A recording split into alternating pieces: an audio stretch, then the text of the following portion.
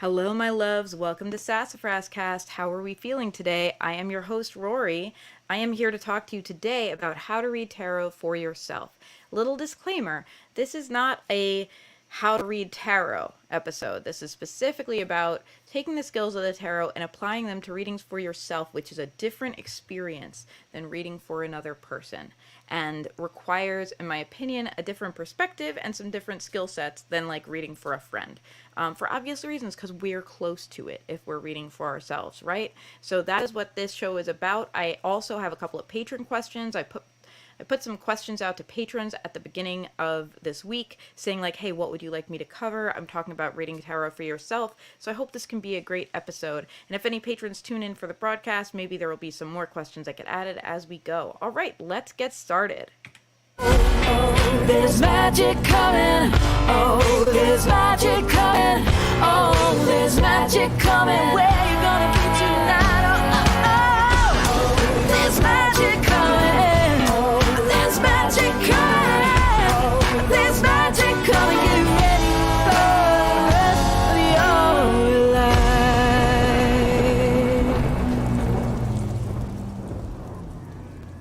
Hello, friends, and welcome to SassafrasCast, a podcast full of witchy insights to help you lead your sassiest life. I am Rorie Kelly, a tarot reader, singer-songwriter, and all-around personal growth nerd from Long Island, New York. In just a moment, we will begin the Witchy Weather Report. But first, a shout out to my patrons. If you didn't know, you can support this podcast at patreon.com/Sassafras Tarot for $1 a month or more. I record these episodes live, and my patrons get a private YouTube link before each one, so they can tune in for the live recording, hang out in the chat, ask questions, and get them answered in real time. They have actually, I've had a lot of really cool contributions into my episodes lately from patrons, either asking a question or just sharing something about their own experience that was, really interesting and I think really added something special. So I'm really grateful and blessed to have my patrons tuning in. Patrons also get access to my Discord server where we talk about all things witchy and wonderful, and they get a little shout out in each episode. Here we go.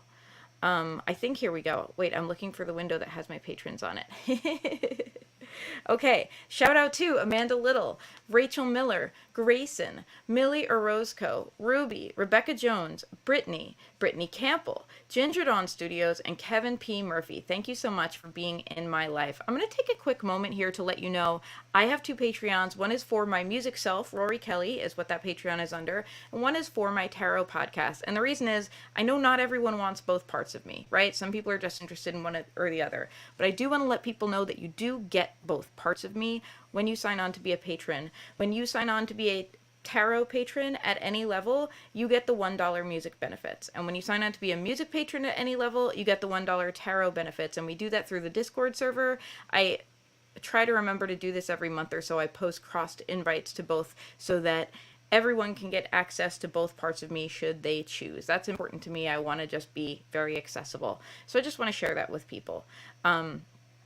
Anyway, let's move into the Witchy Weather Report. I pull a tarot card at this point and reflect on what's going on in the moment and what, give us some guidance for the month. So my intention with this card is that wherever it finds you, whenever it finds you, whether you're listening to this, live or whether you're listening to it right when it came out or 5 years from now because you discovered my show and went down a rabbit hole. If so, thank you. I'm so grateful for you. I'm grateful for you no matter why you're listening. Whenever this finds you, that this card have meaning for you in that moment for you, that it have something to share with you, that it will be directly relevant to your life. That is my intention when I pull this card. For the moment, when I'm recording right now, it is Saturday, January 21st. 21st? 22nd? Let's find out. I should know these things. January 21st. Mercury just went out of Gatorade, so Mercury has turned direct.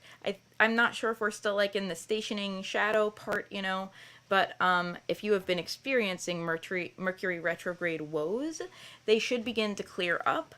Hopefully there have been some lessons from Mercury retrograde, right? The best thing to come out of a Mercury retrograde cycle with is some awareness, is okay, here's what went wrong and here's what didn't go right. And something that people who are not into New Age stuff like to say is, is it Mercury retrograde, or are you just messing up your own life? You know what I mean? Like, that's the thing. They're like, or maybe you're just lazy, or maybe stuff just happens, or maybe you're just disorganized, And you know what? I want to say kind of all of the above is true. I don't know, I don't know if it's real that during Mercury retrograde these things happen, or if we kind of like are more attuned to them because we know about it. I'm not sure. I'm agnostic about these things.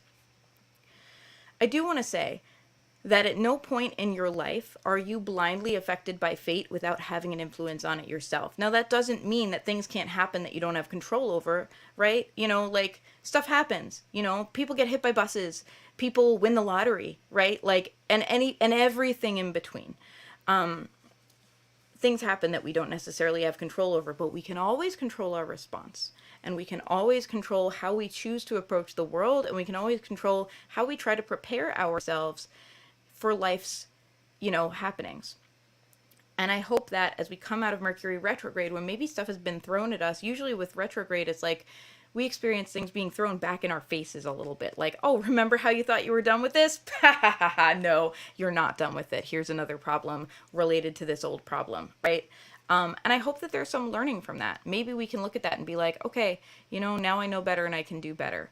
I can prevent this exact thing coming back in the future by, I don't know, doing this thing I never got to, or working with myself on building some closure within my own heart so that it doesn't hurt me so much every time it comes up, like depending on what it is. I hope that there's an opportunity for us to learn about ourselves. And I also want us all to breathe a breath of fresh air, because we don't always every second need to be doing that hard emotional work. Sometimes we need to just live. All right, I'm going to pull a card for everyone at this time. This is the Witchy Weather Report. I am reading today because my topic of the day is how to read tarot for yourself. I'm reading with the first deck I ever read for myself with, seriously. It's not the first deck I ever owned. It is the first deck I was serious about.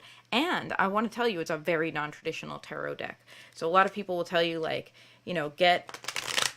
get the Rider-Waite deck or a Rider-Waite clone. I don't like that language. Smith-Waite deck is what I like to say, because that acknowledges Pamela Coleman Smith, who drew the illustrations on those cards.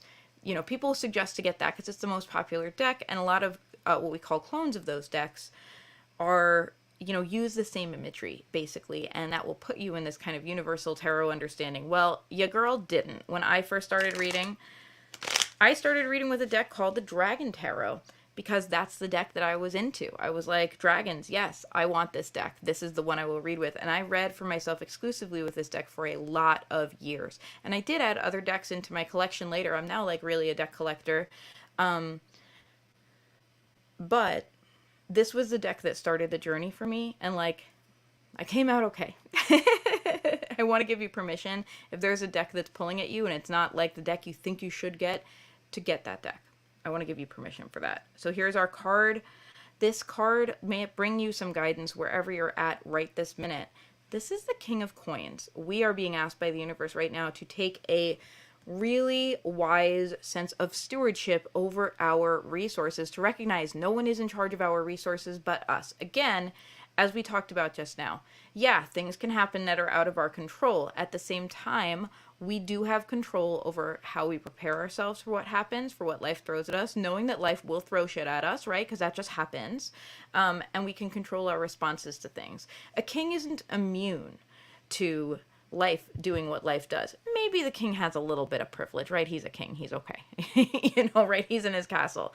He probably has a little bit more safety than your average peasant or whatever. But the point here of the king is that he is sovereign. He makes strong choices and decisions for not just himself, but all those that he is connected to. And to do this in your integrity means you have to be thinking about everyone, not just yourself.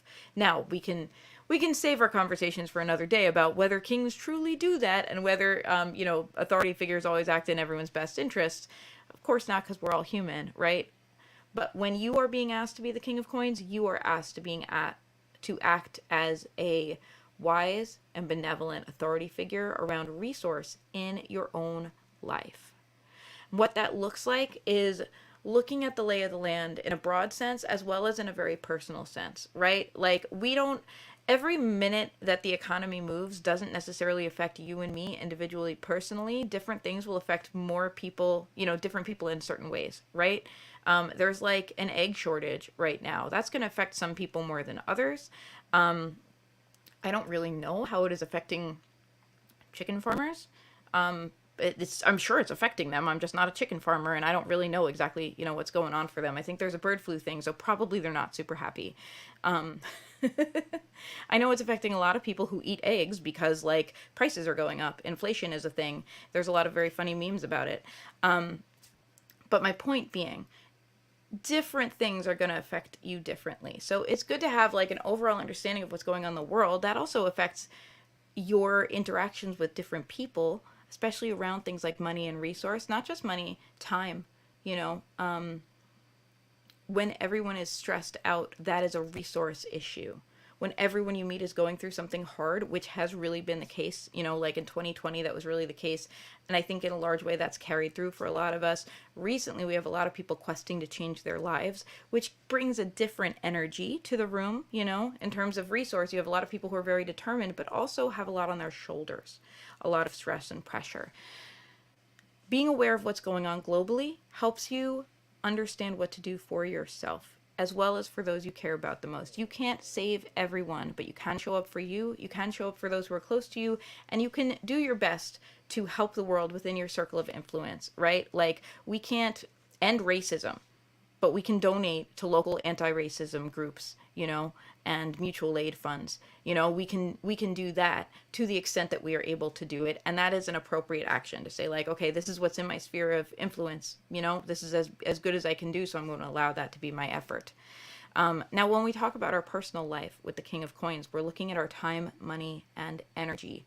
These are our chief resources. I will also add relationship to that, because our core relationships affect our time, money, and energy. If we have someone in our lives that we see every single day, whether it's at work or at home, if they're in our lives every single day, that's a relationship that will affect our energy levels, right? If they're crappy to us, we're going to feel crappy. If they lift us up, we're going to feel better and be more able to, like, create abundance for ourselves in our lives. If they're an energy vampire, we're going to feel like we have less time. So relationships are a piece of this. All of the core things that affect you in your day-to-day life, your sense of personal stability, is what we're looking at. And the kingly thing to do is to look at this honestly. We are not about being in denial in 2023. We are not about being like, well, that sucks, but I can't do anything about it. Oh, well. That is not how we are approaching our resources, our precious, precious time, money, and energy in 2023. We are taking an honest look. And we are going to be honest with ourselves, like, okay, this, and this are draining my energy right now. How do I feel about those three things? Is one of them very important to me and it's worth it? Like, I accept the energy drain because it means that much. Like, maybe it's a relationship that means so much to me, but it's gone tricky right now, but it's worth pushing through. You know what I mean? Or are there things on that list that are draining me that really are not that important to me? For example, is there a relationship that's draining me that's, like, kind of on the periphery, but suddenly this person is taking a lot of my time and energy, and maybe I need to set a boundary, right? And it doesn't have to be about relationships. We look at our time. Am I overworking? Am I underworking? Am I so kind of traumatized by the world that I'm keeping myself in a shell? And if so, the answer to that isn't to necessarily push through and re-traumatize myself, but it is something maybe I need to work on, right? Like, maybe I need to look into getting therapy or look into getting the type of help and self-care that will enable me to once again walk in the world as my whole self. This is about really true, earnest problem solving around our resources. And I want to tell you, the right answer, if it was going to appear, it would have appeared. So we need to figure it out. We need to be our kingly selves and figure it out. That doesn't mean we have to magically know all the answers. It may mean that we turn to a trusted advisor and say, what do you think about it? Or maybe we turn to 10 trusted advisors and then think about what they all said to us and try to figure out our truth inside of that so that we can act as our best selves around this problem, okay? This is about earnestly taking a look at our resources and earnestly asking ourselves, how can I make this better? How can I steward this better, not just for myself, but for others, and not just for others, but for myself? Because often there can be a problem and a disconnect with one side of that equation. So that's our task. It's no small task. But it also gives us power. It empowers us to remember we're in charge. We're in charge of our resources. Now, we can't control what happens. I can't control that bird flu happened and that there's an egg shortages. And if I like to eat eggs for breakfast every day, well, that might affect me. That is not in my control. It is in my control to be like, well, what am I going to do about that? Am I going to pay a higher price and have slightly elevated expenses during this time? Am I going to occasionally switch to peanut butter toast? Am I going to whatever, right? And that's a kind of small problem, that like we're all kind of navigating for ourselves. And our big problems, similarly, we need to approach them with that same level of like, okay, I probably have a couple different options. What are they? Let's get really clear about what's possible, and then let's decide. And let's also look at things that aren't a problem and ask ourselves why they're going so well. Is there something we can learn from that, right? If something feels just so good in your life, if you're like, man, everything's crappy except my career, or everything's crappy except my friendship with this one person, ask yourself what energy you are bringing to that is making it so good. Is it a sense of hopefulness? Is it a sense of like resilience? Is it a sense of, well, whatever happens, we're good? Is it a sense of determination of like, no matter what goes wrong, I won't let this go wrong because I care too much about it? Like, what is it? What energy is it that you're bringing to that thing in your life that is working really well? And is there a way that that same type of energy could be applied to some of the things that are stressing you out right now? This is what it looks like to be a king. We're really doing this very deep thinking, and specifically King of Coins wants us to think about our resources, about our time, about our money, about our energy. Let's take care of ourselves. This is not about stretching ourselves too thin. This is not about pretending we have more resources than we have. This is not about wishing a situation away. This is about taking a very real look about what's available to us and what's affecting us, and asking ourselves how we can do our very best. All right. Thank you for listening to the Witchy Weather Report. That felt like a longer, more lectury Witchy Weather Report, and I don't know why, but sometimes I just let my mouth run a little bit. If I feel like a reading is going in a different direction than I myself anticipated, which may be something that we talk about as we talk about reading tarot for yourself in this episode, how you access your own intuition. But I want to start with the basics. First of all, I recognize that if you are listening to this episode, well, if you're interested enough to listen to it, probably you're slightly interested at least in reading tarot cards for yourself, right? Maybe you're already a veteran reader. Maybe you are someone who really just doesn't know the tarot and is interested. Maybe you even know other methods of divination, but like not the tarot. Maybe you're someone who's great at reading for other people, but when it comes to readings for yourself, it's like a mess. So I want to try to address from any perspective in this episode. I'm going to share a little bit for someone who is a complete beginner, resources of where to begin, because that's not exactly the scope of this episode, but I want to get you on your feet. I want to get you started. And if you're someone who is not a beginner, but who struggles with issues around reading for you, let's tackle that. Because I'm someone who loves to read for myself. That has been not always been my primary practice. After I started Sassafras Tarot as a business, there have definitely been times when I read a lot more for other people than myself. In fact, I'm going into such a time right now. I just got done doing a bunch of guide cards for people because I do that at the beginning of every year. By the way, I'll just say at the beginning of every year, I offer a guide card reading. Right now in 2023, that reading is $18. You can order it on my Etsy shop, which is in the show notes. It is not a predictive card. It is a card to try to help you through your year. It's a touchstone, a wise guide to turn to through your year when times get tough, to remind yourself of the perspective that you need. I just got done reading a lot of people's guide cards because it's the beginning of the year. And I'm now going into a period where I have a lot of tarot events that I'll be reading for many people at once. I've been hired to do a bunch of parties, more than usual, in a row. And I'm excited about that and a little bit daunted about it because it's a lot of energy.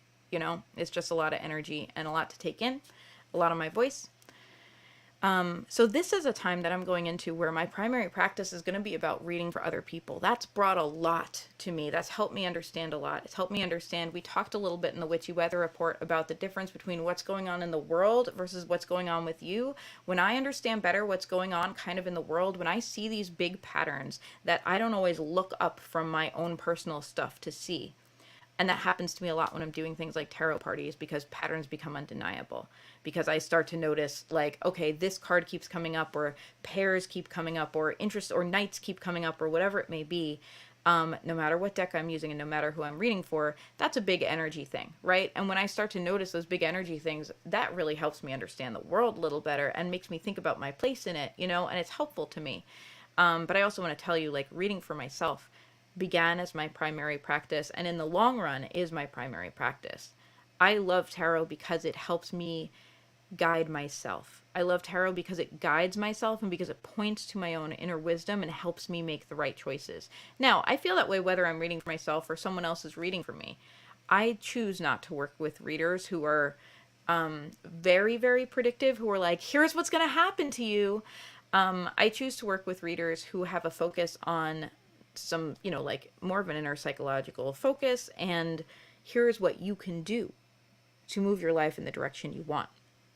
Because I find that more empowering. You all know, if you've watched literally anything I've ever put out under Sassafras Tarot, you all know that that's my opinion, that we need to be in charge of our own ships, and I look at tarot as a tool for us to make our, decisions for our best selves.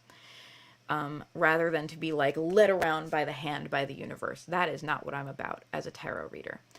So reading for myself has helped me to do that, and has also helped me get really real about myself. Like, you will do shadow work when you read tarot cards for yourself, because you'll come up with areas that you don't want to face.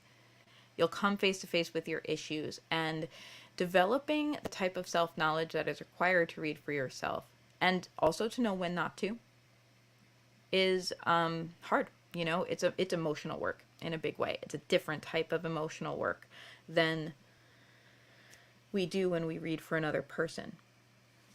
Not better or worse, it's just different, because both can teach us about ourselves. So let me talk about some beginner stuff first.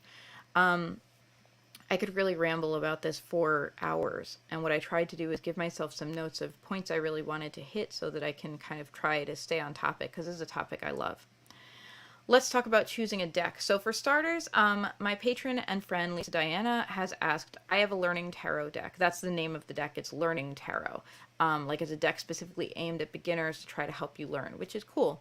And she then says, but when I pulled a card and read its description, it's completely different from your explanation, meaning the explanation I might give her if I pull a card for her. And quite frankly, you made more sense. So she's giving me a compliment here. She's saying, right, like, I read for her and the reading resonated more for her than the reading she gets by like reading the little white book that comes with her tarot deck, right? That's what she's saying. Like, what's the deal here? Like, I've gone to a tarot reader and gotten a really cohesive reading that resonated with me, and I don't feel like I get that same resonance when I just read for myself and read a definition in a book. What goes on? And the next question is, what type of deck should a beginner buy? The ones that call to us are the kinds with training wheels. So we have a few questions here. So I want to start about this deck question, and then we'll talk more about like the difference between, like bridging that gap of like, how do I get a meaningful reading for myself, if I don't necessarily know a whole lot about tarot yet. So let's talk about decks for starters. I've given some advice on some of these questions, to some of the people asking them already. So a little bit, I may repeat myself, but I want to expand on what I've said. Earlier in the Witchy Weather Report, I shared with you that my first deck was the Dragon Tarot, which is not a traditional starter deck. It's full of dragons. It doesn't necessarily have the traditional imagery of the Smith Waite deck, which is the deck that most people base their tarot courses on and stuff like that. However, it doesn't not, there's a through line. It's the same 78 cards. So that's something I want to share with you. Whatever tarot deck you're getting a system of 78 cards, divided into the major arcana, which is, big cards like the Fool, the Chariot, the Empress, and cards that may be more familiar to you as someone who has, ever played a game of like, poker or Go Fish, the Four Suits and their cards. Now in tarot, we have a couple extra cards per suit, where you have Jack, Queen, King in a playing deck. In tarot, we have, depending on your deck, Page, Knight, Queen, and King. Now, different decks interpret that kind of hierarchy differently. Different decks, there's some really cool decks that kind of like make that a little more feminist by not putting the king as the highest echelon of things and kind of renaming things and look at it that way. There's decks that just remove themselves from that kind of royal hierarchy and use other phrases, but that's, you know, that's kind of what you're getting. You're nevertheless, you know, you're getting the same 78 cards through a different lens, I would say, is a good way to look at it. Now, different decks may vary in their interpretations of those cards. They may really, really closely mimic the Smith-Waite deck and its interpretations, or they may go off book, or an author may have a particular feeling about a card that's a little different than the traditional feeling, right? Like, every deck has its own personality.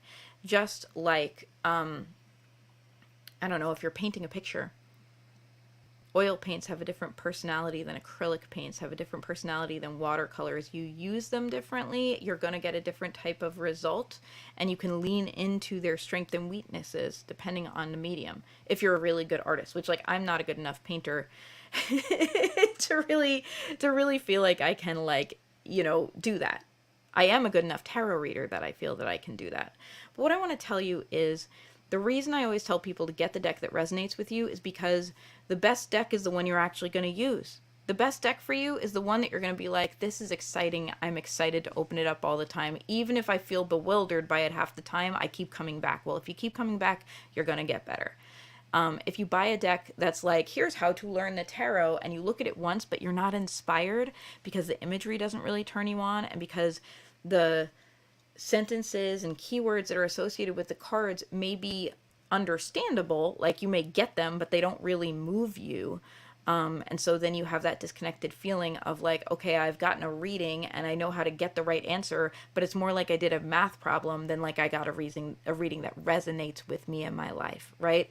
I'm not saying one is right or wrong, you know? I'm saying that the thing that's going to keep you coming back is the thing that's meaningful. If you get a deck that completely overwhelms you and you read from it once and put it away because you're like, I don't know what I'm doing, it's too much for me, well, that's not the right deck for you. If you get a deck that's simple and accessible, but you're like, I'm not excited about tarot anymore, then that's not the right deck for you. And I want to tell you, it's okay to like play the field. It's okay to buy several decks for yourself. It's okay to get a bunch of decks for yourself. It's okay to like go online and look at every tarot deck and see what's most inspiring to you and buy 1 or 5, you know? There's no one true tarot deck. You may come to a deck that is your favorite deck. There are people who are like, when I found this deck, this is the one for me. You know what I mean? For a lot of people I hear from, it's the Morgan Greer, interestingly, which I don't really connect with very much. But there are a lot of people who are like, oh, Morgan Greer Tarot, no, that's the one. And that's cool. That's wonderful. They've found the deck that hits it for them, that makes that bridges the gap between making them feel that special feeling of like, yes, I can get a reading here that's more meaningful than just me talking to myself, right? That's like actually meaningful, that makes me feel like I'm connecting, and also it's accessible enough that I feel I can read for myself or read for another person and not feel confused. That's what you're going for. And that's going to take some time. You know, if you're having trouble, I'm going to recommend that you keep coming back. I'm going to recommend to you that you keep in mind that you're never, until you're a very experienced reader, you're not going to open a tarot deck and be like, oh, finally, every single thing makes sense about this deck, because there's going to be a learning curve. If you're new to reading the tarot, there's a learning curve no matter what deck you choose. So when I tell you what deck to get, it's about me suggesting to you that you get whatever deck is going to keep you engaged, and that's different for different people. There are people who are going to be engaged by the ease of a deck like, you know, that's titled like Learn the Tarot. You know, they're going to be like, this is accessible to me. I can approach this. I know how to learn things. And this is like a lesson plan, right? And that's how they're going to learn, because that works for them. There are people who are like, I don't read the manual, like I just start reading. And the deck that's going to work for them is one that's going to be still accessible because they need something that's accessible enough that they can just kind of open it up and start and goof around, until they kind of arrive at their meanings through a combination of intuition and the little white book and like them playing, essentially. That's a great way to learn tarot. And the right deck for that person, might be a deck that is simple, but really also still calls to them, that like brings them in, that brings their energy and attention because they're excited by what they see on the cards. You are also going to find people who are like, for me, I need a deck that's beautiful. I need a deck that has mystery. As a matter of fact, a deck that I look at and feel a little overwhelmed by is what I want because it makes me feel connected to something bigger than myself. It makes me feel like spiritual because I am overwhelmed by my spirituality and I want to connect to something bigger than myself, not just something really dumbed down. You know what I mean? All of those are right for that person. So this is a self-growth thing where you ask yourself, how do you learn? What's going to keep you connected? What's going to make you excited about it? I know Lisa Diana in particular, like I'll call you out. I know that you like to read with oracle decks. So I'm going to suggest to you that you ask yourself what oracle decks you love the most and why you love them. And ask yourself if you can find a tarot deck that has those qualities. Like that's an easy win, right? What is the thing that drew me and makes me feel like it's easy to use these oracle decks? Well, maybe I can find a tarot deck that has some of those qualities. Is it about the artwork? Is it about the way, the little book that accompanies it is written? Is it about the approach, of reading in the book that came with it? Or is it about something else entirely? What is it that draws you to it and keeps you coming back to it? That's my question for you when it comes to choosing a deck. The question is, what's going to keep you coming back? Because the way to get good at tarot is by reading tarot. There's not a magic trick that's going to make you good overnight. And if there is, it's different for every person because we all learn differently. Like ask any teacher. The same thing that's going to make one kid grow by leaps and bounds in their quest for knowledge is going to overwhelm another kid, and then they're going to get stuck. So we need to have a variety of tools in our toolbox, and we need to have self-knowledge as the primary tool that we use.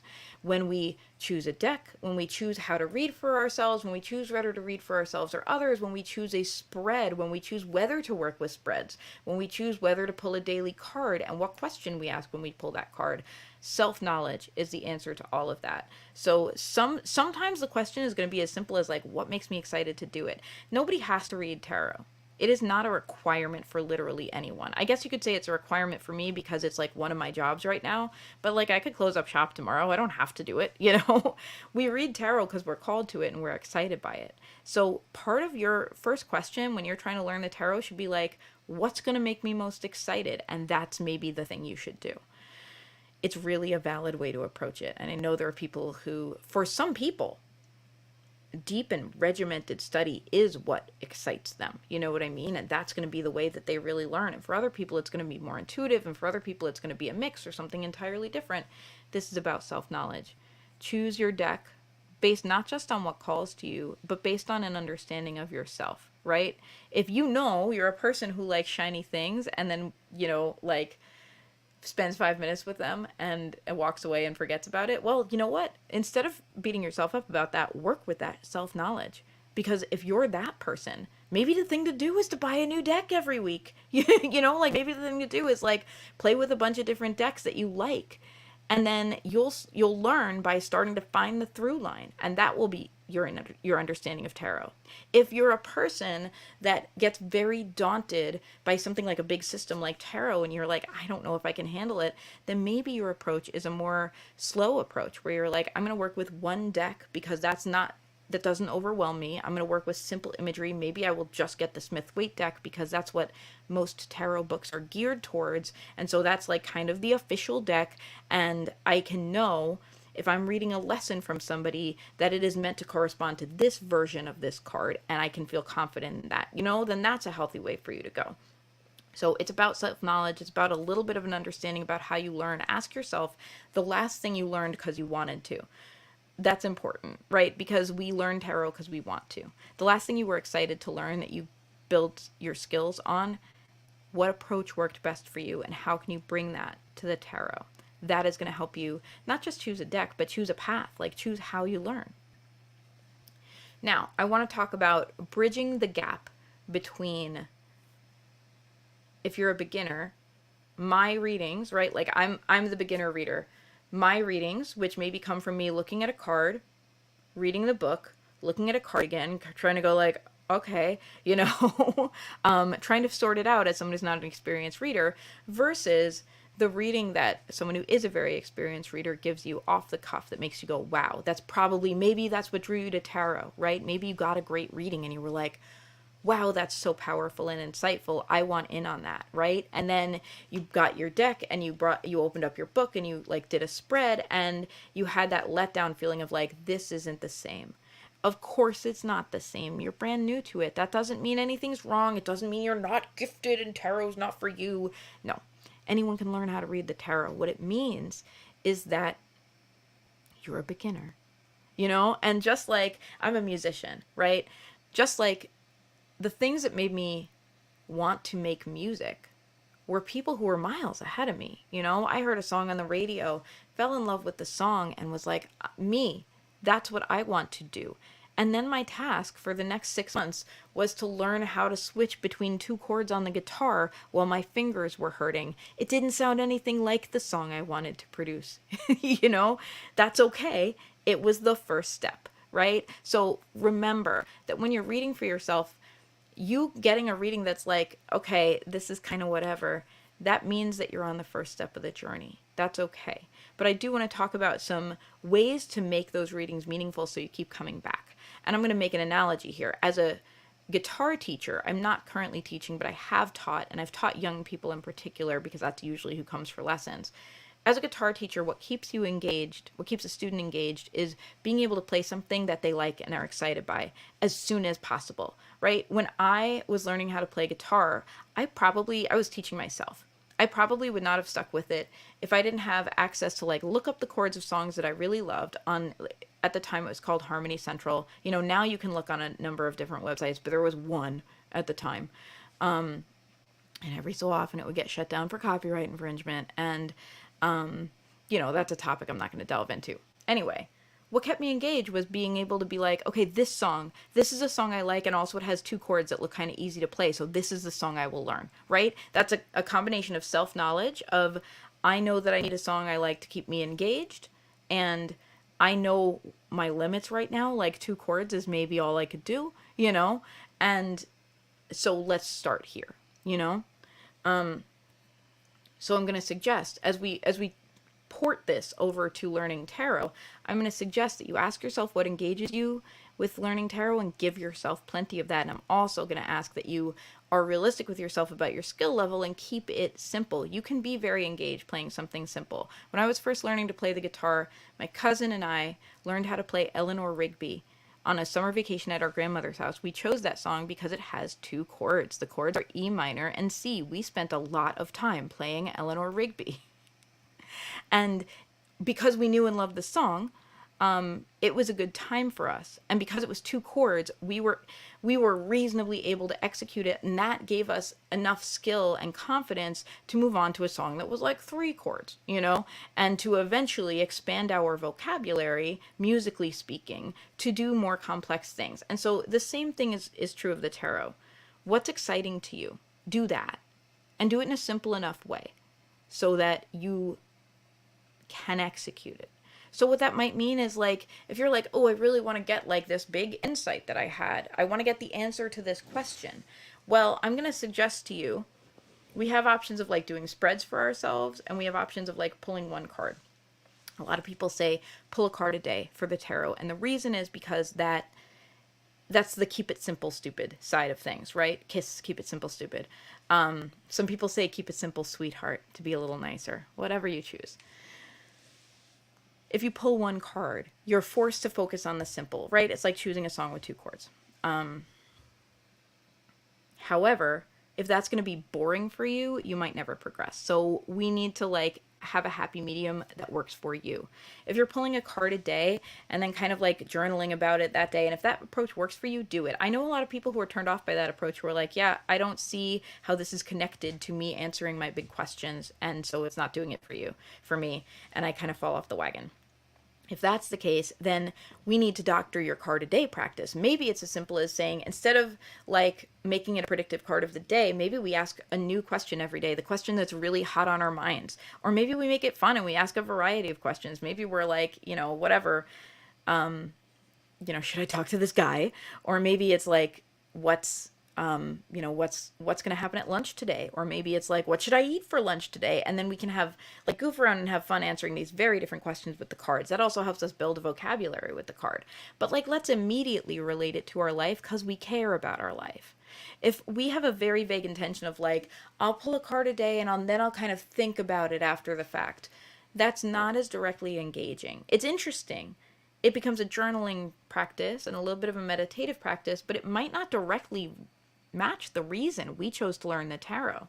Maybe we chose to learn the tarot because we want to be like, hey man, what should I do about, I don't know, this money problem? Or hey, what's going to happen with this person that I'm interested in? Or hey, like, how do I fix this relationship with, my partner? Or how do I deal with this kind of toxic situation at my job, right? Those are the questions that maybe we really want answers. And if we come to tarot because we want answers to those very specific, important questions, and then our lesson plan looks like pull a card a day for a long time and think about it, then we can get bored because we're not getting that need met. So let's try to answer our burning questions with the tarot, and let's keep it simple, right? Perhaps you have that burning question. Perhaps you're like, all right, what do I do about this toxic work situation?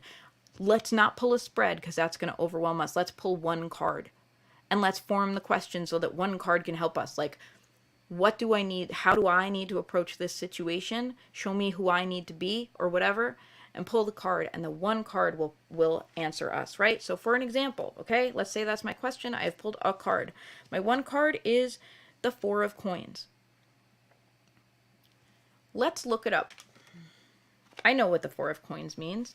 Maybe you don't. So let's look it up, because that's what a beginner is going to be doing. They're going to look at the imagery on the card, right? Now for me, and this really was me as a beginner, I was working with the Dragon Tarot. It's not the Smith-Waite deck. I'm looking at the imagery. I'm like, that dragon looks kind of stressed. They're kind of like on the ground rather than flying. They look like they're a little bit restless, but like they kind of don't know what to do about it. That's how I feel intuitively when I look at the card. Those are the feelings I feel, about it. I'm like, all right. So if I kind of listen back to myself, like, okay, stressed, restless, not sure what to do, right? And then I'm going to look up the meaning of the card. Now, here's the meaning. Four of Coins, wanting to get money together. All right. We've just had a disconnect, right? I look at the card and I'm like, stressed, restless, right? And I read the meaning, and it's a very specific one-line literal meaning, wanting to get money together. Now, those one-line literal meanings are there to be simple for you. They're there so that someone who doesn't have a nuanced reading understanding of the cards can be like, here's what it means, to give you a quick, concrete answer. That doesn't mean it's the only answer. It doesn't mean it's the answer you even have to believe. What happens if we combine these ideas, right? Where I'm like, okay, I'm feeling stressed and restless, and I'm kind of stuck on the ground and I don't know how to get above. Those are the feelings I got when I looked at the card. And then the thing says wanting to get money together. So if I kind of combine those, I'm like, well, maybe the thing that's stressing me out is money. Maybe we can go a step deeper and say maybe it's not money, but it's like resources, right? Maybe I'm feeling stressed and restless because I know that I need more from this situation, but I don't know how to get it. Now, let's come back to our question. The question we asked was, how can I deal with this toxic situation at work? And so this seems to be a stressful answer at first glance. It's like, what, do I just be stressed and restless? No, it's like maybe we look at that and say, this is making me feel depleted. This is making me feel like I have to guard my resources. Do we begin to get closer to an explanation here? Oh, I'm feeling stressed and restless, like I can't get off the ground. The book suggests it's about wanting to get money together, but I'm going to choose to interpret that in a more broad sense and go like, maybe this is about wanting to support myself better, right? Because that's really what money is for. It's about supporting ourselves, right? It seems clear that the situation with this person is making me feel like I have to guard my energy very carefully because They're making me feel stressed. They're making me feel restless, right? And so the meaning of then we're like, okay, but I asked for advice. I didn't ask for you to tell me how I feel. I asked for advice. So what is the advice that it has to share with us? Maybe the advice is guard your friggin' energy around this person, right? Maybe your advice is we're going to be careful with our resources, whether it's time, money, or energy, right? It could be money. Maybe this person's always hitting you up to borrow $5 and it stresses you out, and maybe you need to say no, right? The answer that we're given is to turn inward and be self-protective in this case. So we had the question, what do I do about this toxic work situation? The answer the little booklet told us was wanting to get money together. You're like, okay, I don't know what I'm supposed to do. That doesn't answer my question, right? So we go deeper. We look at the card and how it made us feel. We look at those two things. We ask if there's a more expansive definition we could take about that, Like I took wanting to get money together and change it to like, what does it mean? What does it feel like I want to get money together? What's about resource? Like maybe I want more time. Maybe I want more energy. I just want more, right? And we've turned this around to be like, okay, how is that an answer to the question? How is this advice? Well, we have this sense of stress and restlessness, and maybe therefore what we need to do is guard our energy around this person, guard our personal resources, which is our energy around this person. Now, that's something that me as a tarot reader, I'm not showing the work when I pull a card for you on the Witchy Weather Report or something, right? Like if you asked me, what do I do about my toxic work situation? And I pulled the Four of Coins, I would be like, well, you need to really guard your energy around this person. You need to be careful not to let them have too many of your resources. Your resources are yours, and you need to keep them on lockdown around someone that you don't feel safe around. That's not me showing the work. That's the final answer. And if you're new to tarot, you're like, wow, that really resonates with me, and wanting to get money together really doesn't. So that's where we have the disconnect. So how do we show the work? What we do is we ask how the card makes us feel. We look at the definition of the book, and if it's like, doesn't mean anything to me, we ask ourselves if we can have a more expansive definition of that. If, for example, we can like wanting to get money together, what can we replace money with? Could money represent something else in this situation? Could it be a metaphor, right? In this situation, like energy, personal energy. And then we take that kind of more nuanced understanding between how the card makes us feel. That's the intuitive part, by the way. That's the intuition. And what's the definition of that the book says? And kind of like look at the Venn diagram of those two things. And then we remind ourselves, I asked a specific question. How can I make that answer the question? And so the answer becomes like, what kind of advice can I try to pull out of this? This is what divination is like. It's not going to give you a direct answer. This is why we turn to people like tarot readers, because they are skilled with mastering all three things: the intuition, the direct definition that kind of we all agree upon for the card or whatever, and considering the context, right? That's really what we're doing when we ask a question. We're giving context. An experienced tarot reader is kind of used to juggling these things and giving you an answer that's meaningful. That doesn't mean you can't. It means it's going to take longer for you, right? Just like when, I say, what's 144 divided by 12? It's 12. I know that because I learned it in school and I can rattle it off real fast. If I was just learning division, I would have to learn to do the steps to get there, right? Similarly, we have to just take steps. So we choose simple things for ourselves. We choose a simple one-card reading because that is what's going to allow it to not be a completely overwhelming task. We ask one question, and it's going to take us longer to arrive at an answer than asking Rorie Kelly on the Witchy Weather Report, but it's maybe more meaningful because we want to have that power for ourselves, right? We don't want to put our power in someone else's hands. We want to be able to read for ourselves. We can't always get another reading, and we want to be able to do that magic ourselves, you know what I mean? So I hope that's helpful. What I'm giving you here is not an answer, it's a process. This is a process. Tarot is a journey. Let's move on to another question, which is, I've read professionally. As another patron asked this question. I've read professionally, but never read for myself because I am worried that I may interpret things the way I want them to be instead of the way they really are. Yeah, big mood. The first thing I'm going to say is that's a self-knowledge thing, and sometimes the answer is don't read for yourself. I have learned, and it took me years to learn what my limits are. But I'll tell you the shortcut, because it took me years to learn my limits, and now I know them, and I could have figured it out with a shortcut. If something is making you cry, don't do a reading about it. If something is making you so anxious you can't sleep, don't do a reading about it. That's when you turn to someone else. The only reading you should do about things that are making you cry or making you so anxious and overwhelmed that you can't sleep, or so angry, or whatever big emotion, so big that you can't ignore the emotion, the only way you should ever do a reading for yourself is to ask the question, how should I be acting right now? What perspective do I need right now? Because the only input you can possibly hear is about yourself. And if you do a reading about the situation that is making you want to cry, not be able to sleep, feel so overwhelmed with anger that you want to scream, you are not going to be able to be objective about that reading, just like you probably wouldn't be objective if a friend told you something. You know, like if you are in a big fight with your boyfriend and you're crying your eyes out and you're like, is this relationship going to work? And your friend is like, here's what you need to understand about your boyfriend right now. You're just crying, right? You're going to either hear what you want to hear or you're going to hear what you don't want to hear and get mad at your friend, right? You're not able to be objective. And the best thing a really good friend can do for you right then is say, do you want advice or do you want me to just hold space for you? You know what I mean? Like sometimes you just need space to cry. That's not a time to consult the tarot. What you might consult the tarot about is, how can I feel better? What a great question. When you're in crisis, how can I feel better? Like, take it away from the thing that's making you cry. Doing a reading about what's going to make you cry, I will give you an example. I'm going to pull a card as a tarot reader. Someone is asking me, how do I deal with this difficult situation with the person I love very much and want to spend the rest of my life with? I'm crying every night, right? Here's the card I pull.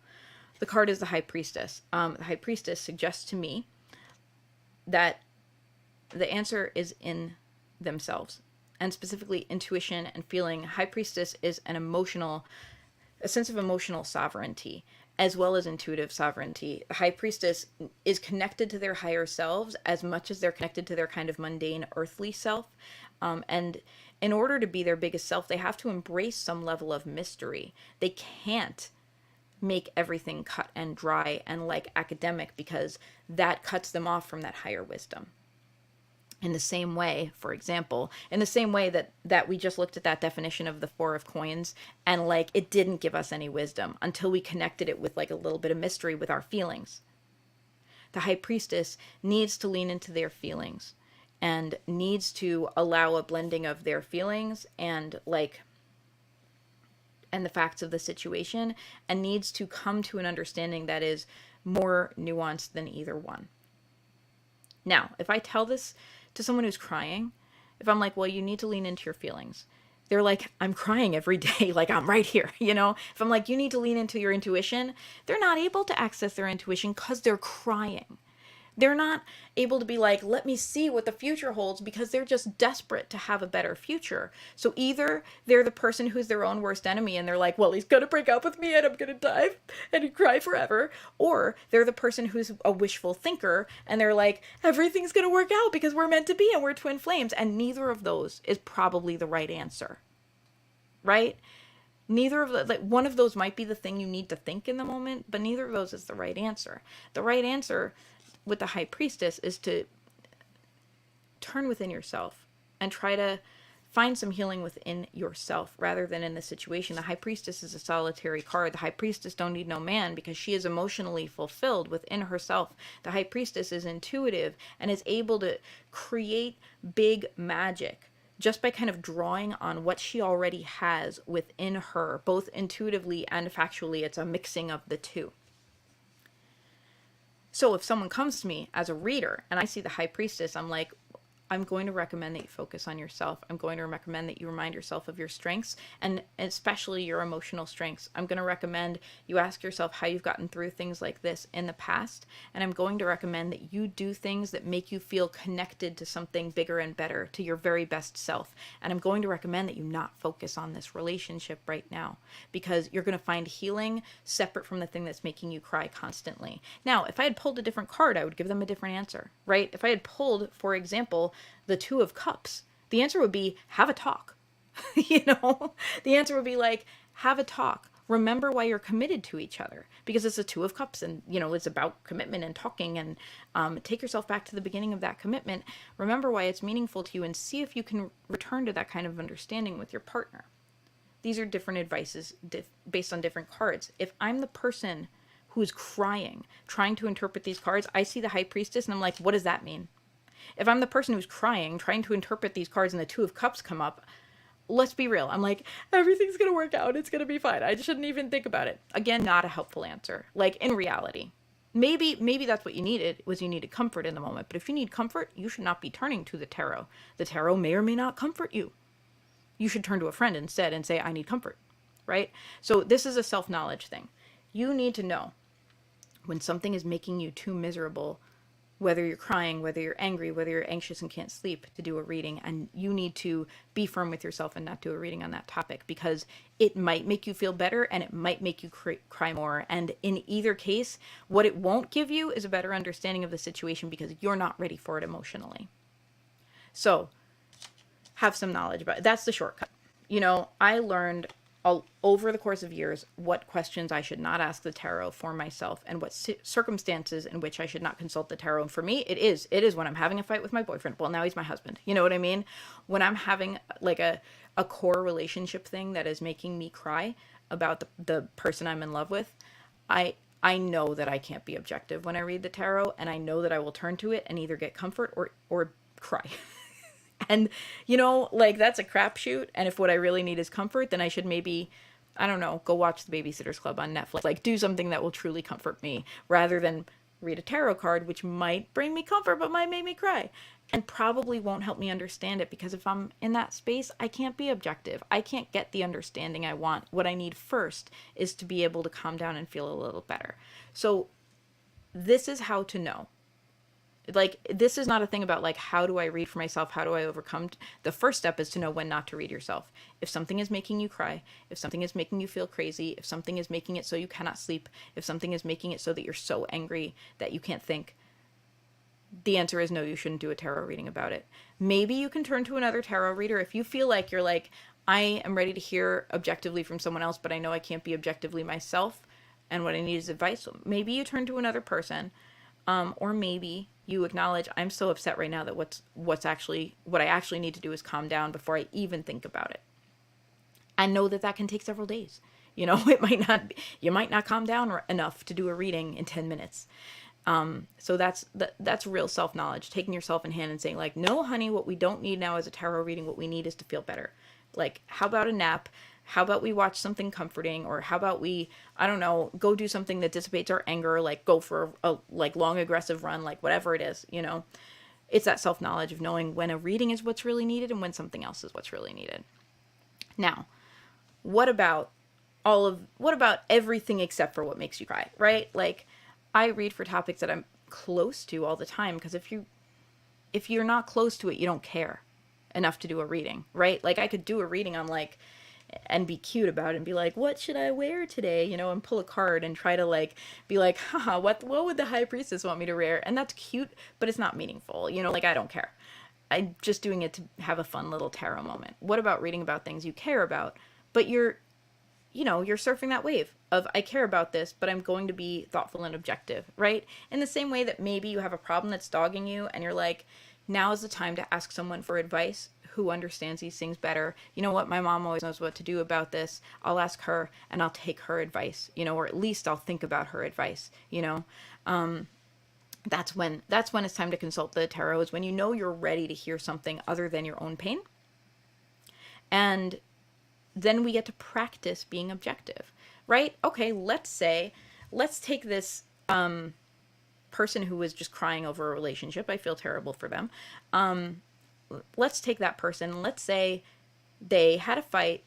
A week has gone by. They haven't spoken for a week, and they're still very conflicted about their relationship, but they've gotten over the hump of crying every minute. You know, they're like, they have begun to do the work of taking care of themselves. They've gotten busy. They've remembered that they have friends and other people who care about them, and they have begun to take themselves in hands. They still care, but they're no longer crying every minute. Now maybe they're pulling a card. Now maybe their card is, this is another one. What's your question? If your question is what will happen, you may get an accurate answer. You may or may not be able to interpret that accurate answer. You may get nonsense if the tarot kind of knows that, like, this is my personal take, and this is like unverified personal gnosis, okay? You may, when I am reading on a topic that I'm not actually ready for the truth on, I get nonsense. I get cards and I'm just like, that doesn't even make sense. That's gobbledygook. And I truly feel that the tarot or spirit or whatever you want to say is like, you're not ready for that answer. Here's garbage. Like, pull yourself together. Ask a different question. Ask a question you're actually ready to have a conversation with me. That is my personal feeling about it. So ask a question you're ready to hear the answer to, right? If I'm that person, it's been a week since I've talked to my significant other and I'm like upset but no longer crying every minute. If I ask the question, are we going to get back together? The answer might make me start crying again. And it also might make me feel a little better, but not know what to do, right? If I get the answer of like, yes, you know, a card that means yes, that might make me feel better, but I'll still be like, okay, but what do I do right now? How do I do that, right? And if I get the answer no, I might just start crying again. So, you know, not great either way. What if instead I say, what is the best I can do about this situation? How can I approach this situation for my highest good? That's a question I love. Because it is not, and you know what? Sometimes that's not the question you ask. Sometimes it's like, I want to get back together. Well, what do I do to get back together? That's a different question, right? That might not be for your highest good. When I ask for my highest good, it means that I'm willing to be wrong about what I think I want, right? If I ask how to solve this, I might get an answer I don't like, but the answer I need. Now, I might feel like, you know what, this is the outcome I want and I'm willing to accept consequences because this is the path I'm dead set on, and that's the question I'm asking. How do I afford this? You know, maybe it's not right for me to afford it, but it's so important to me that I don't care. So that's my question. I don't want other options. I want to know how to afford this thing that is very important to me, whatever it may be, right? And I pull a card about that, and that's the answer I'm going to get. It's not should you, it's how. That may be the question you want to ask sometimes. Maybe that person wants to ask, how do I fix things? How do I get back together? Maybe they get an answer they like. Maybe they get an answer they don't like, and either way, they're going to have to think about it. There's going to be shadow work involved, right? If they get an answer that's like, how do I fix things? And the card is like the Hanged Man. You know, their answer is like, you have to wait. You know, they may not like that answer, but they may be okay with that answer.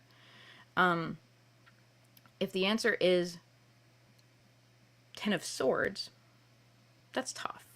That's like, you can get back together, but you just are going to accept that this relationship's going to keep breaking your heart, right? That's not a great answer. So that's why I like the question, what can I do for my highest good? It allows room for the idea that maybe I don't know what to do for my highest good, which is why I'm asking the tarot, right? And however, I will say, like, maybe that person who asked that question, how can I get back together? How can I fix this relationship? Maybe if they see the Ten of Swords, they'll be like, oh, you know, maybe that's the answer they need. Maybe they'll be like, you can get back together, but it's going to hurt you and you're going to keep being hurt. And maybe that will make them go, oh, maybe I shouldn't get back together. So what should I do? Right? In my opinion, what can I do for my highest good is always a great question. It's not always the question you will want to ask. I want to school you to ask a question that you're ready for the answer for when you are reading for yourself, especially if it's a topic of import to you. So let's say I'm that person. I'm that person who's broken up with my significant other. I'm past the point of crying every day, but I still deeply care and I'm still conflicted. The question I am asking now is, what can I do for my highest good? The Fool. Now, if I got that answer as that person, Let's do our exercise again, okay? How does this make me feel? This is a significantly different deck than a typical Rider-Waite deck, and maybe that's good for people who are a little more experienced, because you can maybe do this exercise with beginner's eyes if you're not familiar with this deck.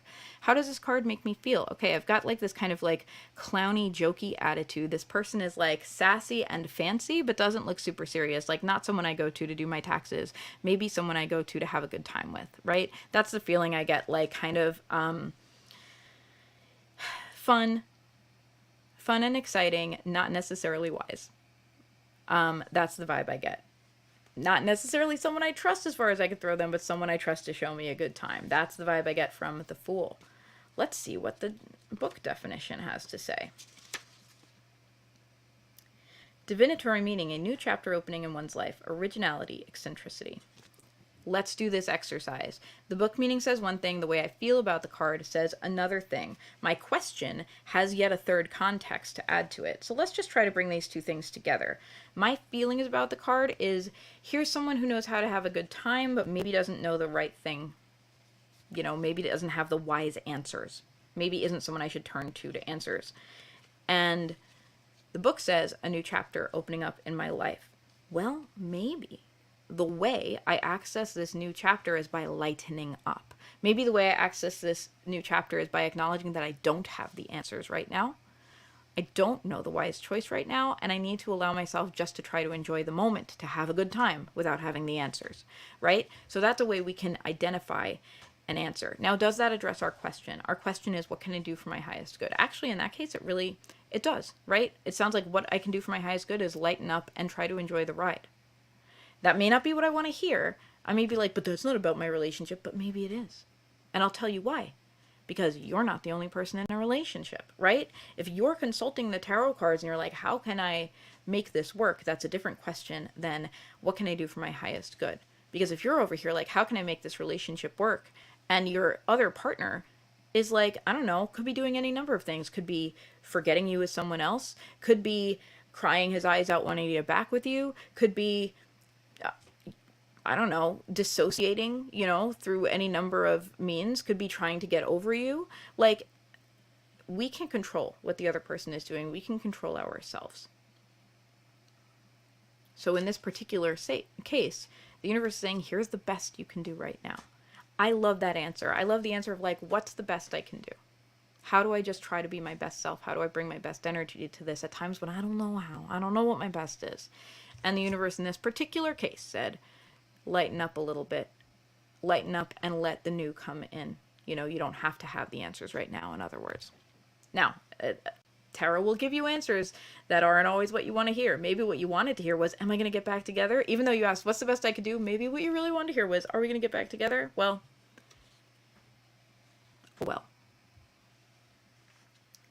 We can drive ourselves crazy with these things. Because remember, future is always dependent on our free will and other people's free will. Everyone affects everyone.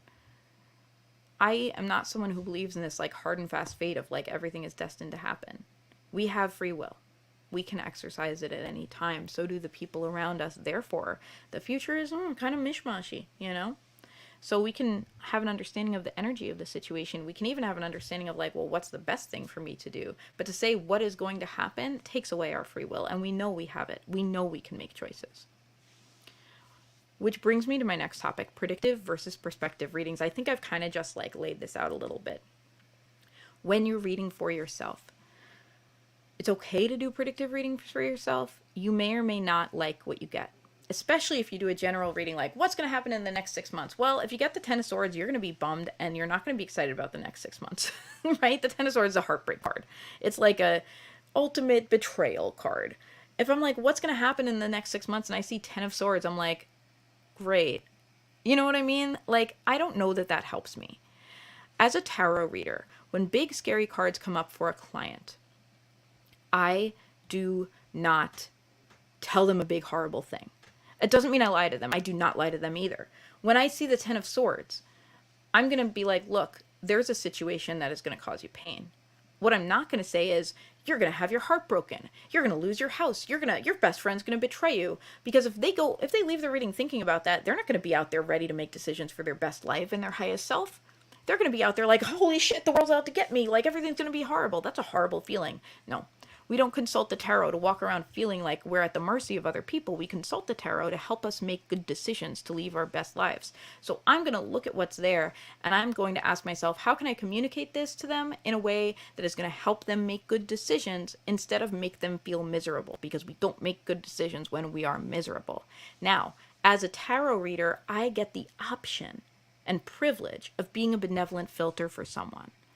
I get the option of privilege if someone comes to me, if this person who's like crying their eyes out over their ex or whatever comes to me and asks me how things are going to end and if they're going to get back together, and I get the Ten of Swords, I get the option as a tarot reader of, instead of saying like, well, it's not going to work out, which is not a nice thing to say, even though it's maybe the truth, I get the option of saying like, what you need to do is focus on yourself.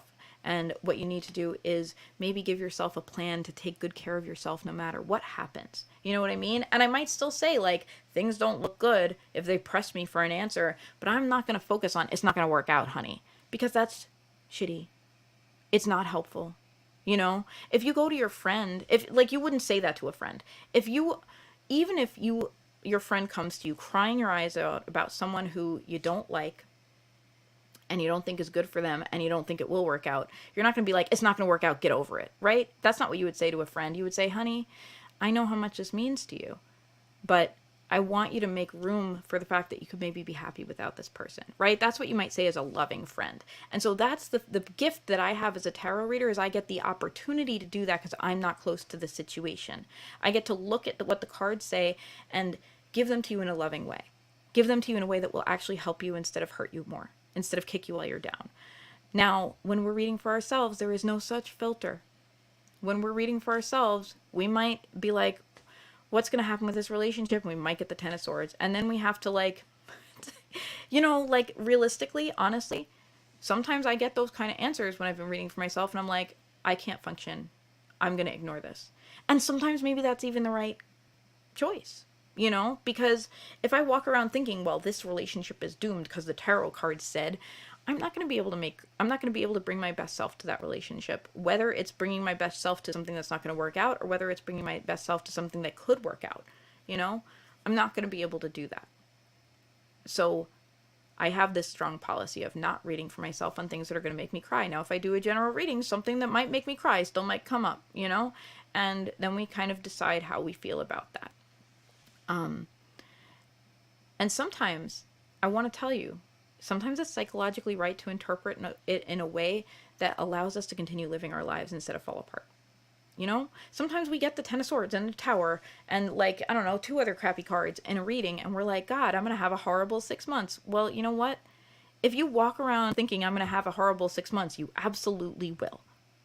And if instead you look at that reading and are like, I'm going to put those cards away and I'm going to pull a new reading. And the reading is, how can I give myself the best 6 months possible? You're going to get a very different reading and it's going to be more empowering. Now, that doesn't mean you should never do a predictive reading for yourself. It means that sometimes you're going to see something you don't like.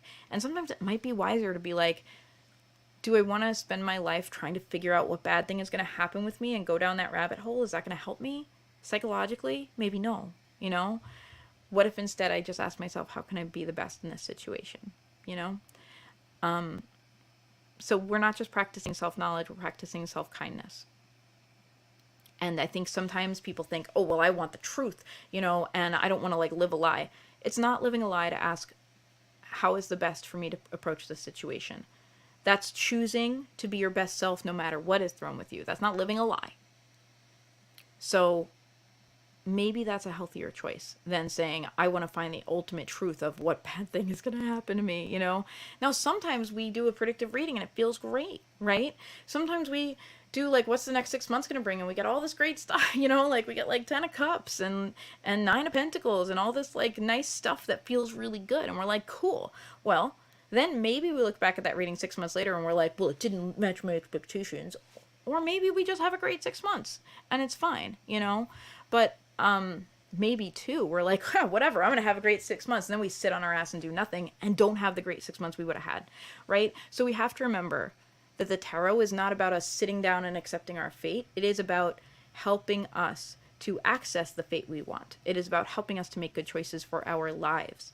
So in both of these cases, right, we get a horrible reading, we get a good reading, maybe we ask a follow-up question, and maybe the question is, what's the best way for me to approach this? You know, if we get a great reading, it's like, how can I ensure that I have this wonderful experience? Who do I want to act as? You know, what perspective do I want to have? Pull a card for that.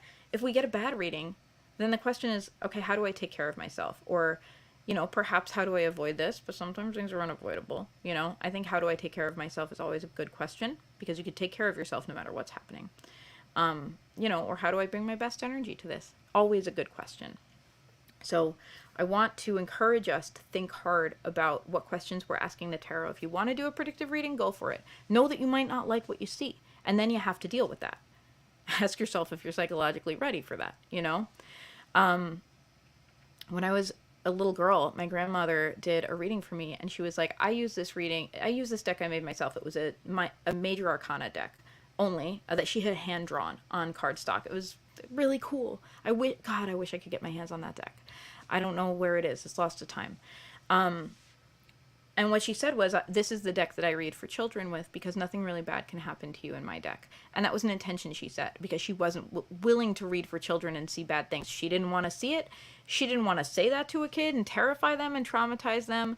Like, all around, she was like, nope, I need to set bumper wheels on this. You know, I need to make this safe. This is a safe deck that's going to say, you know, that's not going to say really grisly, upsetting things. And you know what? That's an intention she set, and it's a reasonable intention. And it's okay to do that for yourself. And it's okay to find a deck that's like a little more lovey and cuddly, instead of a deck that's going to give you like grisly facts, you know, because grisly facts don't always help us. All right. I'm looking through my topics to make sure I've gotten everything. Predictive versus perspective, when not to read for yourself. I think I did talk a lot about that. Getting better about predictions and advice. I want to tell you, in all my years reading, the best predictions I have given for people is when I have kind of spoken off the cuff and just said some stuff that came into my head. That's pure intuition, is what I'm saying. I've had some amazing moments where I've read for someone and kind of like gone off book a little bit, you know, like not said nonsense, but like been compelled to focus on a really specific part of a card that's not really about the whole definition of the card or whatever, or been compelled to like drop a phrase. I remember one time I said to someone, I was actually reading with the Four of Coins. It came up as an advice card, and I was like, hang on to your pocketbook. And she was like, that's wild that you said that, because I literally left my pocketbook at work and now it's locked in the office all weekend with my phone and my wallet in it. And I'm like, oh, you know, like sometimes you are going to have those magic moments that's like, wow, I said something that's incredibly specific and that like it turned out to be true. It's really hard to make it happen on purpose. I'm not saying it can't, you know. However, you can give yourself a really good, meaningful reading if you're willing to have your expectations be about like attitude and vibe and energy. And I don't mean it has to be super vague, you know what I mean? I just mean like you can interpret these cards to the best of your ability and not get one of those magical moments where I'm like, hang on to your pocketbook, and she's like, that's funny because I just lost my pocketbook, you know what I mean? I could instead have given her a reading that was like, you know, Four of Coins, you want to guard your resources. You know, you want to be careful with those things. She could have gotten the same message from it, you know, and we wouldn't have had that big, haha, wow, that's so funny. Like, I can't believe the tarot reader said that moment. But that's okay, because that's about your ego, right? Like, that fed my ego. It didn't feed my practice. That made me feel really cool in the moment and maybe like fueled my love for the tarot and for intuition a little bit. But it wasn't life-changing for her, you know? Like, the fact that I said that maybe made me look like a cooler tarot reader for her, but that doesn't do anything for her. That helps me. That makes me feel good about myself. But my job was to read for her and give her a reading that was meaningful. So at the end of the day, what's important is that I give her a reading that she can think about, and apply to her life in a meaningful way. And that's what's important when you read for yourself as well. So our goal should not be to have like these magical, crazy predictions that make us go, wow. And when those happen, it will happen to you occasionally, you know, when that happens, like, yeah, enjoy it, celebrate it, tell your friends, you know what I mean? But our goal should be to do a reading and kind of like almost write it like a love letter to ourselves, whether we're physically writing it or saying it out loud, so that we can then go out and use the reading. as our best selves. You know, if the reading is about like, well, what's going to go on with this situation at work, and how can I, you know, how can I do the right thing, kind of. Well, our goal shouldn't be to magically predict that, you know, Mr. Jones is going to say this inflammatory thing and that there's going to be a big mess up at work. Like, it's not to know these magical specific things. It's our goal is to know how we can bring our best energy to it and to have an understanding of the energy we're walking into so that we can function. We don't look up the future to do parlor tricks, right? We don't consult the tarot so that we could be like a magician pulling a rabbit out of a hat. That's cool and fun, but what we really want at the crux of it is the information we need to live our best lives and be the right, like, be ourselves, be in our integrity. That should be our goal of our reading. It shouldn't be pulling a rabbit out of a hat. And that being the case, we're seeking different answers if we ask ourselves those questions, right? When we're like, what's going to happen? We may or may not get a vague answer that we can like kind of apply to the situation. Occasionally you'll get an answer that's dead on. You'll be like, oh, well. But if we ask ourselves, what's going to happen? That still leaves the question of, but what do I do about it? Which is why you're really consulting the tarot. You're not consulting the tarot because you want to know exactly what will happen. Of course you do, but you're really consulting. The question in your heart is, what should I do? You know? You wouldn't, if you already knew what to do, you would just do it. The question in your heart is, what should I do? How should I feel? What should I think about this? Is there a perspective I'm missing? Right? When you're conflicted and confused, that's when you go for a reading. You want clarity. Clarity doesn't necessarily look like reading the future, although we may think it does in the moment. Clarity really looks like, how do I approach this and know I'm doing the right thing? That is what gives us true peace. So I think that should be our goal in a reading. Let's talk about journaling and let's talk about daily practices. I talked about the whole pull a card a day practice. I'm going to suggest an alternative to that in which you got this. I'm going to save that. Keeping a tarot journal is wonderful. Not for everyone. Journaling isn't for everyone. It's for me. I love journaling. I'm a super journaling nerd and I have a tarot journal and I love it. I have not recorded every single reading in it. There are times when I just want to do a reading and not journal it. That's okay, you know? It's great to have a record. It's great if you record most of your readings in a journal in some way, whether it's a real journal or whether you're in a Google Doc or whether you like make a voice memo. It's great because it gives you the chance to review. Over time, that doesn't just teach you the tarot, it teaches you your own blind spots, which is just as important. Over time, a journal won't just teach you, okay, this is whatever the Ten of Swords really means in this situation. You will see really interesting patterns. If you keep a journal of every reading you do for a long time and then read back through that journal when it's full, you will see some interesting patterns than if you didn't do that, you know? Because it gives you the benefit of like reading back all at once something you experienced over maybe 2 years or whatever, you know? And then when you do that, you have that benefit of perspective. It's very worth doing. It's a long-term investment, right? It's something that you do for future you to level up. And to be sure, the act of doing it can make you pay better attention and understand in the moment too. Very worth doing. Do it in a way that's going to be functional for you. If pulling a card every single day and journaling about it is functional, great. If you miss a day, you need to not beat yourself up and be like, well, I guess I'm bad at tarot. No, like just start over or pick another practice that's going to work better for you. If you miss a bunch of days, then you need to assess for yourself what is going to make tarot a repeatable process that I enjoy instead of what do I think I should be doing? Because if you don't enjoy it and you don't do it, you're not learning anything. It's more important that you come to it at all. You may, maybe you make yourself a voice memo on your phone. Maybe you do a vlog. Maybe you have a Google Doc. Maybe you put a couple notes. Maybe you just write down the cards. And then maybe like a week later, you wrote down what happened without even looking at what you wrote. And then like a year later, you look and you see if there's correlations. And that's fun and interesting one day, you know? Maybe you write down your thoughts about everything. Maybe you write down questions. That's really interesting, right? If you're like, I don't know if this card means this or this. And maybe you won't get that answer, you know, during the course of that reading. But maybe 6 months later, you'll look back and be like, it meant this, you dolt.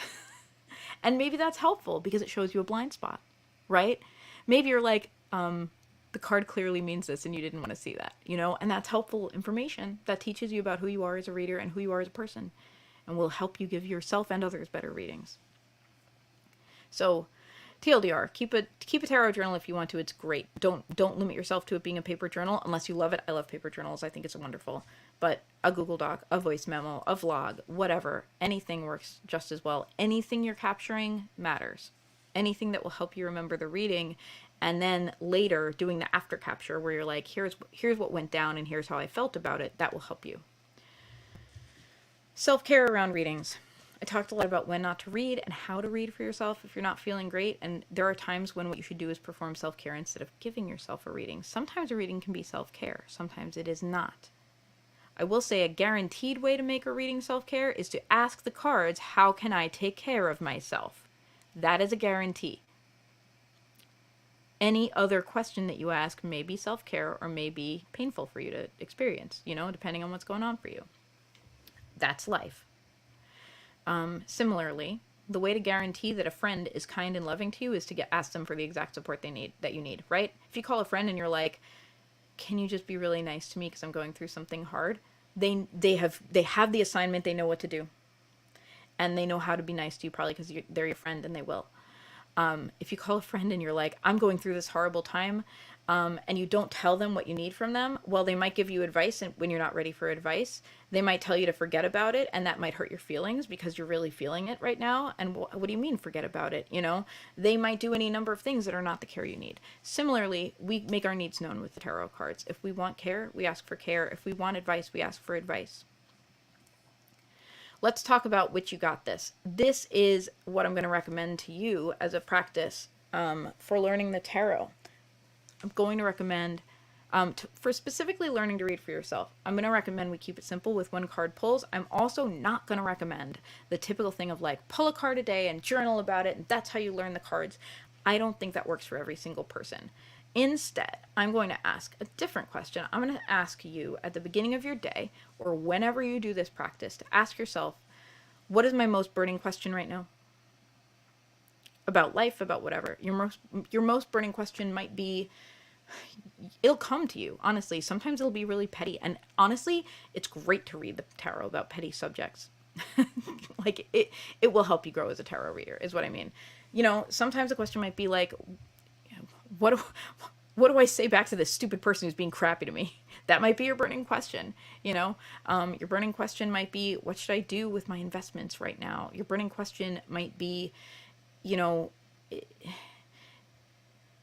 the Packers going to win the game?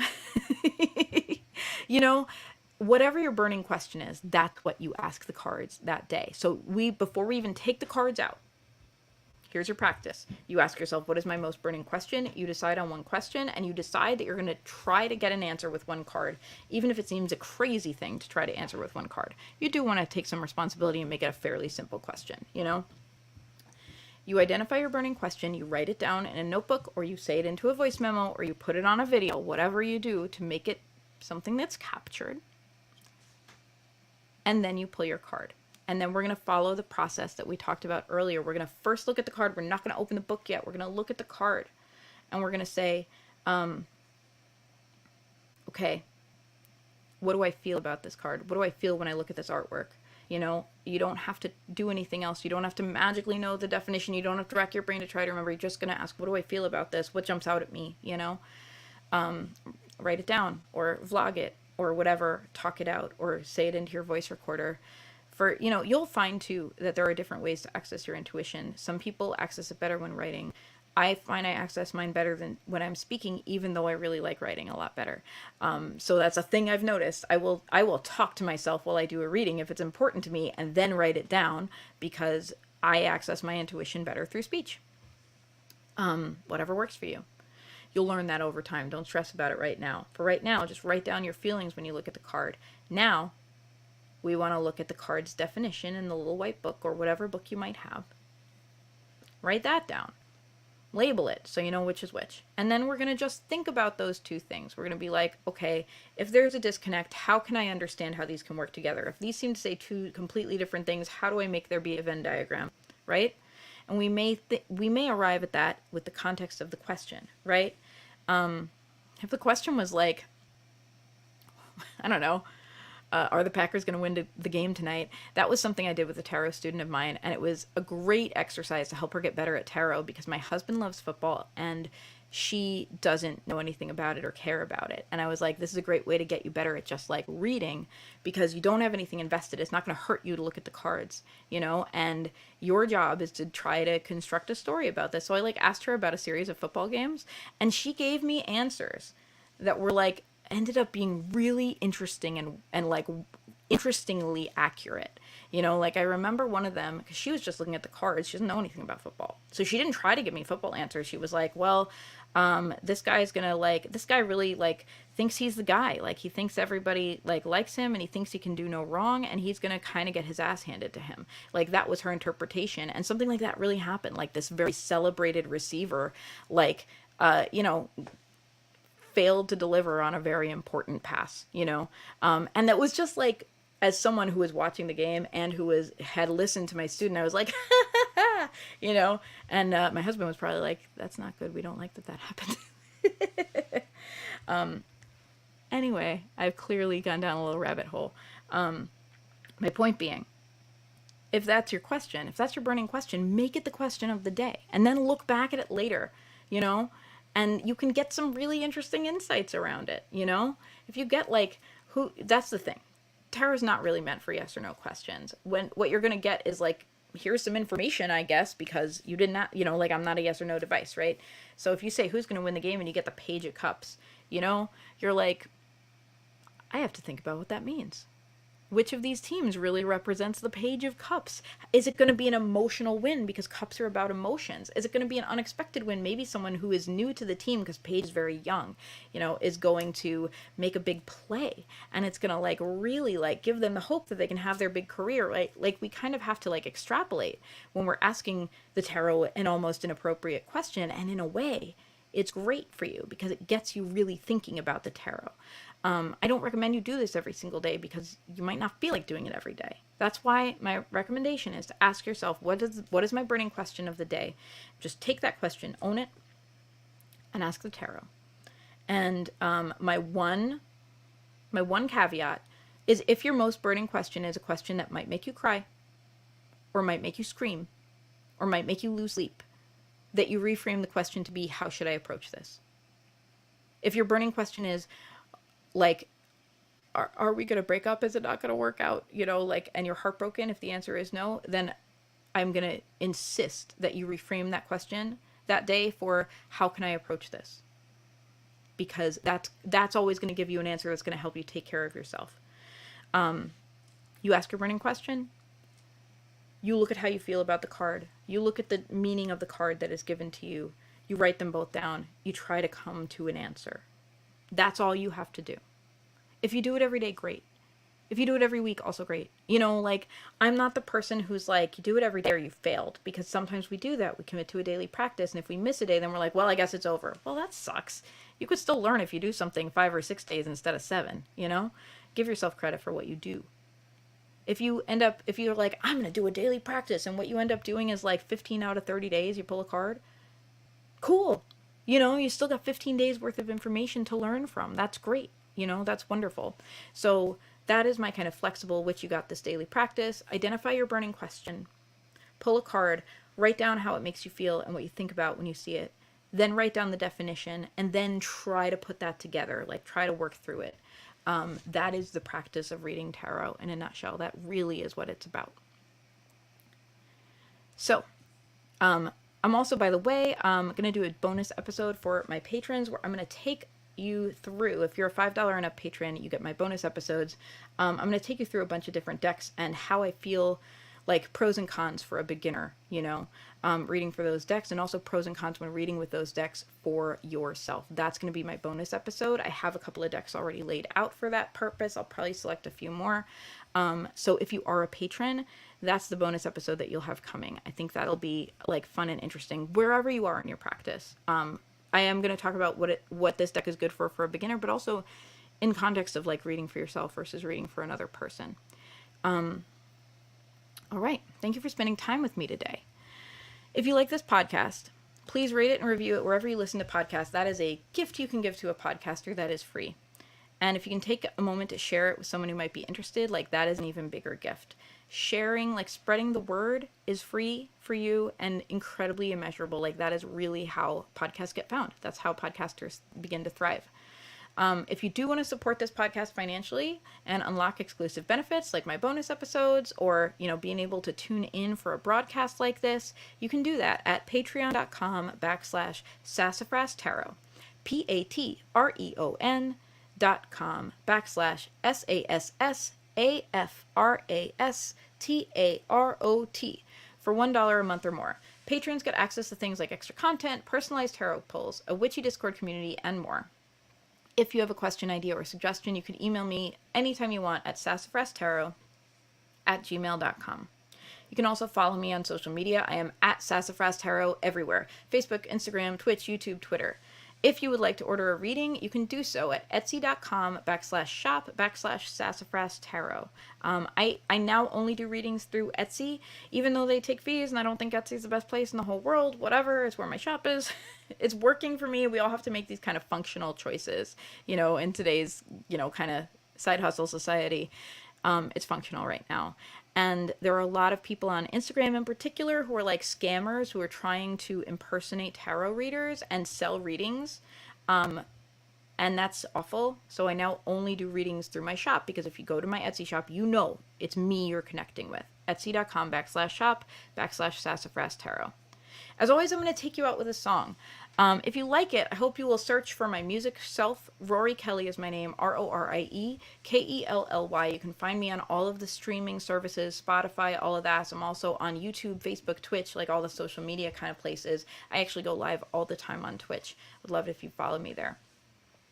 Rorie Kelly is how to find me. I'm going to play this song called I Got This, and I'm going to play it because I think it's a nice vibe contextually to think about when we begin to read for ourselves, and how we can be a little bit lighthearted as well as a little bit excited about our future. That is the energy I want to bring to you about reading to yourself.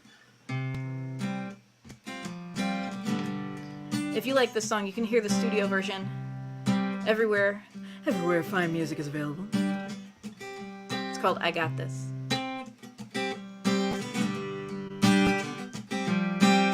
I wanna be the feature of a moment of my life been leading up to this.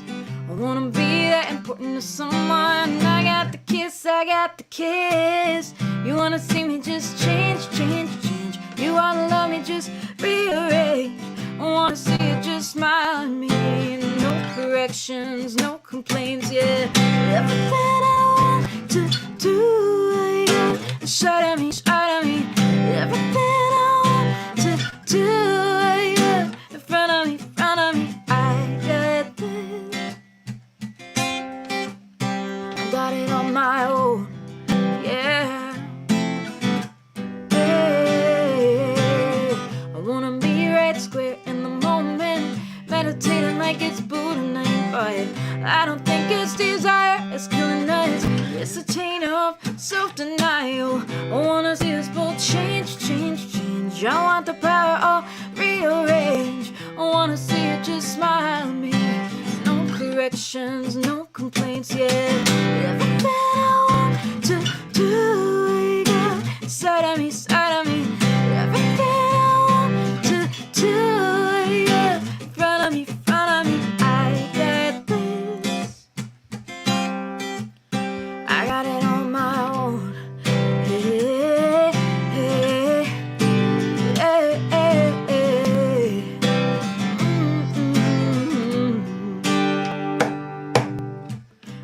Show you the light, my sunshine. Wanna teach you how to be unsure. I wanna find some new ground together and show you things you've never seen before. I wanna see us both change. Thinking so hard it hurts our brains. I wanna see you just smile at me. No correction, no complaints, yeah. Everything I want to do, I got inside of me. Everything I do, I got in front of me, I got this. I got it on my own. Thank you so much, friends. Thank you for spending time with me. I hope you will follow me on your favorite social media at Sassafras Tarot everywhere. And if you search for Rorie Kelly, that's where you will find my music self everywhere. If you have thoughts and feelings about this episode, I really hope you'll reach out. Hope you will send me an email, drop me a comment on social media, send me a message, whatever. Send up a smoke signal. Let me know how you feel about it. Let me know how it's affected your practice of reading for yourself. I'm super, super curious to know. Let's keep in touch. All right, friends, we will talk again soon. Farewell, farewell.